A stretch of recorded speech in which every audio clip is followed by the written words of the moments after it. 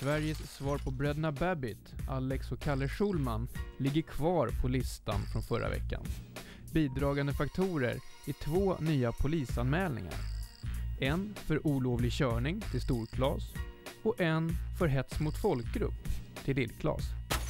Efter att ha visat gamla Beck-filmer vartenda söndag sedan 1926 så kan TV4 nog vara ganska säkra på att alla svenskar har sett alla Beck-filmer minst 6 gånger.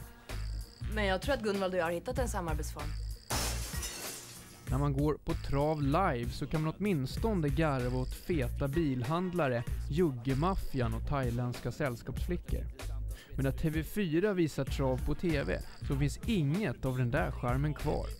Toppa det med alla fåniga hästnamn. Och är det inte så, Thomas, att Stalet har fått framfötterna först? Jo, jag tror att det var här loppet skulle kunna avgöras. Vem av de två som fick ledningen.